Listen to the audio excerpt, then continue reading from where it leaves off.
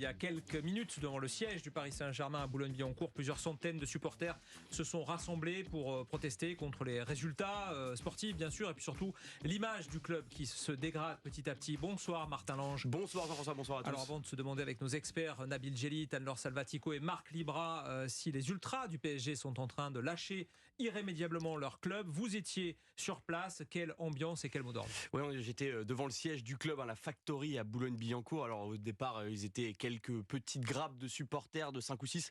Pas facile de leur parler, je pense que vous avez connu ça, Jean-François. Les ultras ne sont pas les gens les plus faciles, on va dire, avec lesquels converser. Voilà. Exactement. Et puis un peu après 18h, les leaders du CUP, le collectif Ultra Paris, sont arrivés.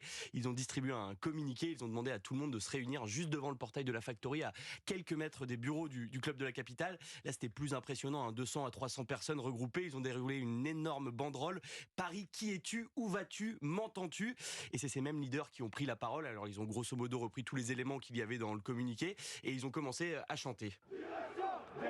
Voilà, ça c'était un des grands mots d'ordre de l'après-midi, direction démission, tout ça en craquant quelques fumigènes, mais tout s'est passé plutôt dans le calme. Ok, alors justement, qu'est-ce qu'il reproche à cette direction dont il demande la démission? Eh bien, pas mal de choses, Jean-François, je vais pas vous lire le communiqué dans le détail, mais il y a bien sûr le sportif après cette affreuse défaite au Parc des Princes dimanche, 3-1 contre Lorient.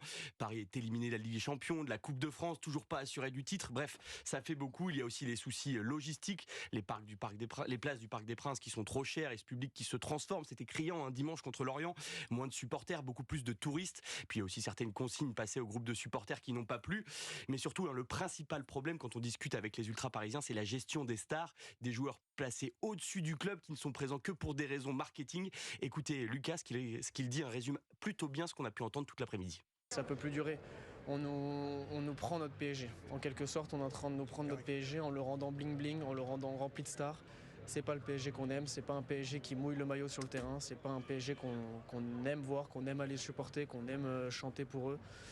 Donc il faut que ça bouge en haut et rapidement, sinon ça peut plus continuer comme ça.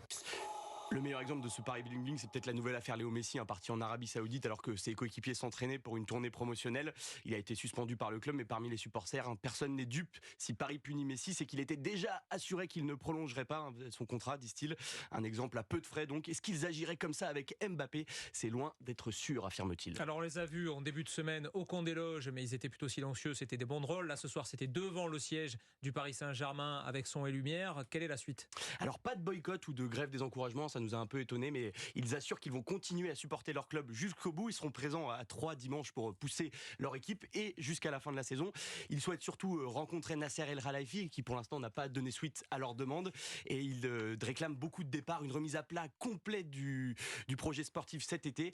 Et même s'ils gagnent le titre à la fin de la saison, ça n'apaisera rien. Ce sera de toute façon le titre de la honte, expliquait un capot derrière son mégaphone. Ah oui, quand même, on en est là. Merci beaucoup Martin pour toutes ces précisions, ces infos. On vous retrouve demain matin dans la matinale pour un reportage complet sur ce rassemblement des supporters du Paris Saint-Germain devant le siège du